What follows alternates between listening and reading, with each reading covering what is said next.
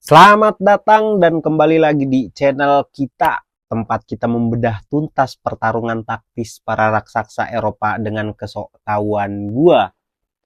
Kita baru saja menyaksikan hasil imbang 0-0 yang mengejutkan di antara pertandingan Rayo versus Real Madrid di Vallecas, di kandangnya Rayo Vallecano.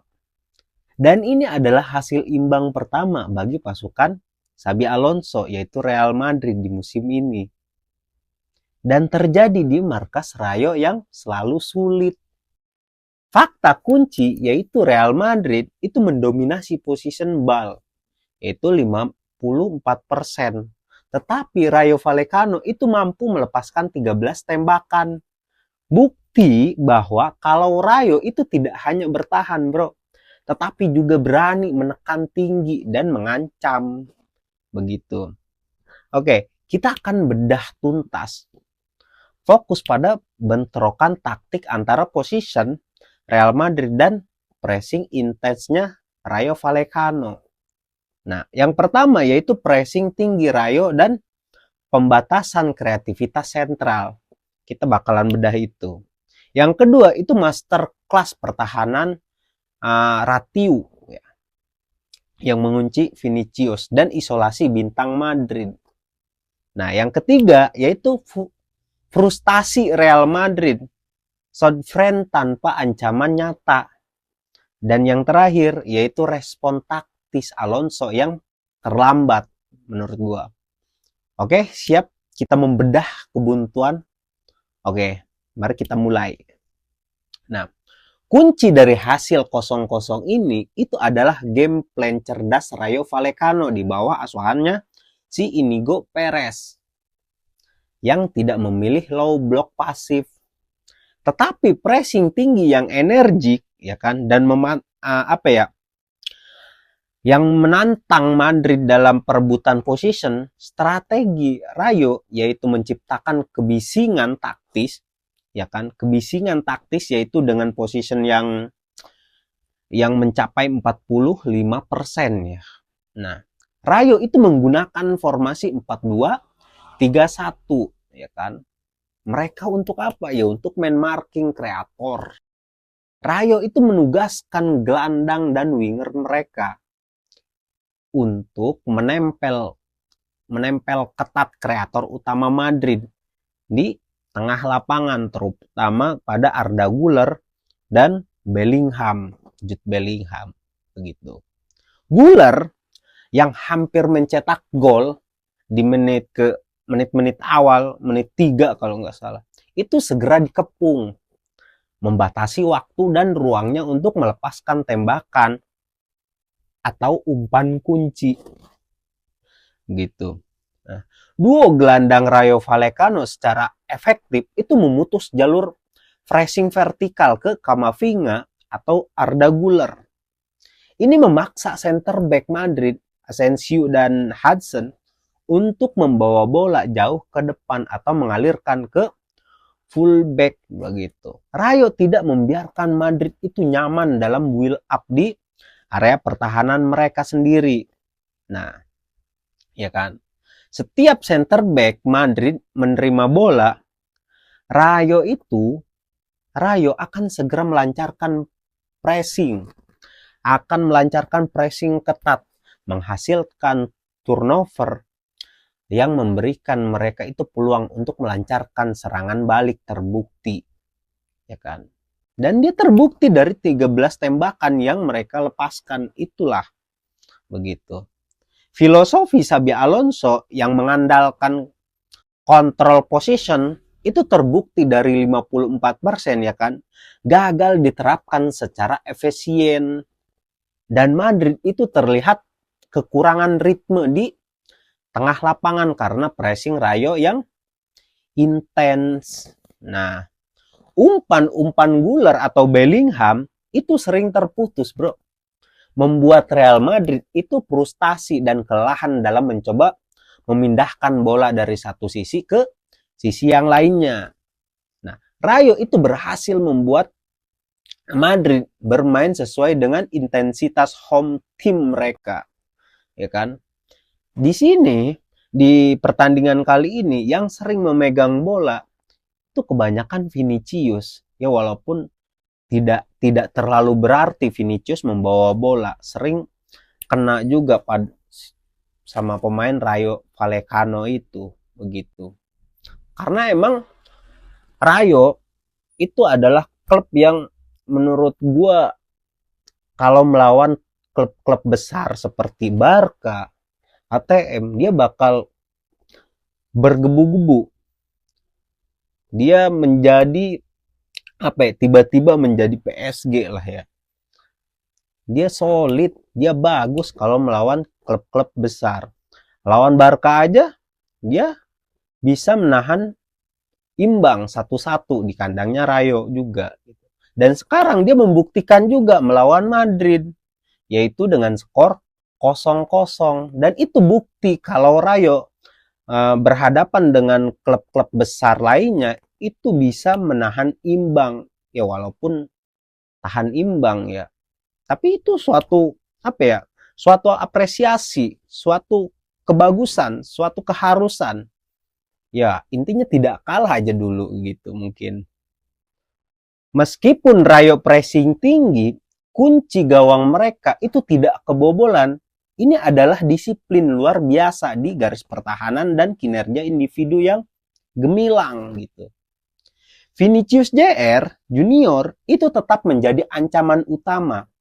Tetapi Rayo punya jawaban yang sempurna, yaitu Ratiu, bek kanan Rayo Vallecano yang tampil luar biasa. Ya kan? Tugas utamanya itu adalah menetralkan Vinicius Junior. Ia didukung konstan oleh winger yaitu si Frutos, menciptakan perangkap 2 lawan 1 di sayap kiri Real Madrid. Ratiu dan winger Rayo itu secara konsisten menutup ruang larinya si Vinicius, memaksa Vini untuk dribbling di area yang padat, yang berjuang pada kehilangan bola atau passing mundur gitu. Nah, statistik successful dribblingnya si Vinicius itu dalam pertandingan kali ini itu sedikit anjlok ya, walaupun ada satu yang ngolongin gitu tuh. Nah, Kylian Mbappe juga itu dibuat tidak berdaya, bro. Dalam pertandingan ini, Rayo itu memilih untuk menjaga garis pertahanan yang sangat dalam saat Madrid berada di sepertiga akhir. Nah, menghilangkan ruang di belakang bek lawan yang sangat disukai oleh Kylian Mbappe. Mbappe itu sering terpaksa menerima bola di area yang jauh dari gawang atau menghadapi 2 bek tengah sekaligus begitu. Nah, 2 peluang emas Real Madrid yang on target, tembakan Arda Güler dan di awal-awal itu, dan tendangan Vinicius di babak pertama juga itu berhasil digagalkan oleh kiper Rayo, yaitu Augusto Batalla, ya kan. Penyelamatan heroik Batalla pada tendangan Vinicius itu menunjukkan bahwa meskipun Rayo bermain terbuka, mereka memiliki peluang pintu terakhir yang sangat andal, sangat bagus, sangat heroik. Ya kan? Kombinasi pressing tinggi untuk merebut bola dan masterclass pertahanan di sayap, inilah yang membuat Rayo Vallecano itu berhasil menahan imbang raksasa Spanyol, yaitu Real Madrid. Begitu. Dan gua tegaskan Rayo kali ini itu bagus banget, bisa menyeimbangkan permainan dari klub-klub besar seperti Barcelona, Real Madrid, mungkin ATM nanti ya kan. Udah main belum sih lawan ATM? Ya. Pokoknya itu. Dan Rayo itu bisa menandingi, bisa menyeimbangkan permainan mereka terhadap klub-klub besar yang ada di Liga Spanyol, tapi tidak tahu kalau melawan klub-klub besar di luar Liga Spanyol. Begitu. Real Madrid itu melepaskan 21 tembakan sepanjang pertandingan. Angka yang sangat tinggi, namun hanya 5 on target. Dan hasilnya itu kosong-kosong, bro. Kosong-kosong. Statistik ini itu adalah bukti nyata dari frustasi taktiknya Real Madrid, Xabi Alonso. Jika Madrid melepaskan 21 tembakan namun gagal menciptakan gol, itu berarti sebagian besar tembakan mereka berasal dari posisi yang tidak tepat, tidak sempurna, tidak mengancam ke area pertahanan, ke gawangnya Rayo Vallecano begitu. Real Madrid itu terpaksa mengandalkan tembakan dari luar kotak penalti sehingga tidak ada yang tepat sasaran, dan inilah strategi yang mudah diantisipasi oleh Rayo Vallecano yang memiliki bek dan gelandang yang secara konsisten itu melakukan blok tembakan yang heroik. Makanya Real Madrid itu bisa memberikan tembakan sampai 21 tembakan. Nah, peluang Mbappe dan Vinicius itu sering datang dari sudut sempit. Ya kan? Bukan dari tengah kotak penalti yang menjadi zona bahaya dari Real Madrid. Wah, kalau dari tengah sih udah makanan Mbappe biasanya begitu kan. Kelemahan taktis Alonso yang terkuak menurut gua yaitu kurangnya pergerakan tanpa bola. Saat Rayo bertahan dalam pergerakan Madrid tanpa bola, itu terasa statis dan mudah dibaca. Itu tidak ada overlap yang mematikan dari Carreras atau Asensio atau bahkan dari Valverde yang mampu merusak formasi Rayo. Bellingham dan Arda Güler itu gagal menemukan ruang, dan Rayo itu berhasil menciptakan dinding manusia, ya kan, di depan kotak penalti mereka, memastikan bahwa setiap umpan terobosan vertikal itu akan dipotong oleh pemain Rayo Vallecano. Ya meskipun Real Madrid mendominasi position bola sampai 54% kan, mereka tidak efisien dalam mengonversi position tersebut. Nah, menjadi peluang berkualitas tinggi begitu. Rayo itu dengan sengaja membiarkan Madrid menguasai bola di area yang tidak berbahaya. Nah, sementara mereka itu fokus menutup semua jalur passing ke zona gol begitulah. Dan inilah yang membuat Real Madrid di bawah asuhannya Xabi Alonso itu terlihat tumpul, terlihat kurang bagus, terlihat kurang tajam ketika di pressing tinggi seperti pemain-pemain Rayo Vallecano. Dan ini adalah jawaban ketika klub-klub besar, klub-klub yang mau menghadapi lawannya Real Madrid, dan ini adalah contoh. Kalau mau menghadapi Real Madrid, contohnya itu ya kayak Rayo Vallecano begitu. Pasang formasi kayak gitu, pressingnya tinggi dan harus kuat juga dalam menghadapi pemain-pemain yang bagus dalam individu. Seperti Kylian Mbappe kan bagus, Vinicius bagus dalam individu satu lawan satunya. Tapi kalau klub-klub besar yang bisa menahan individu pemain Real Madrid dan terus menerapkan menerapkan taktik seperti Rayo Vallecano, insya Allah bisa. Di babak kedua, Xabi Alonso itu mencoba melakukan penyesuaian untuk memecah kebuntuan. Tetapi perubahan itu datang terlambat dan tidak mengubah dinamika permainan Real Madrid. Xabi Alonso itu mencoba mengganti personel dan formasi dengan pergantian pemainnya. Ya kan? Seperti masuknya Rodrigo dan TAA Alexander Arnold untuk menambah umpan silang ya kan dan passing vertikal, ini adalah upaya untuk meningkatkan penetrasi. Namun Rayo telah siap dengan tujuan itu, tantangan itu, formasi itu, yang skema yang mau diturunkan oleh Xabi Alonso. TAA Arnold itu tidak dapat secara instan mengubah dinamika sayap yang telah didominasi oleh pemain Rayo Vallecano. Yang paling mengesankan ini adalah Rayo Vallecano itu tidak pernah kehilangan bentuk pertahanan mereka. Ya meskipun Real Madrid itu menekan keras, ya kan. Rayo itu tetap kompak, berhasil meredam dampak pergantian pemain Alonso.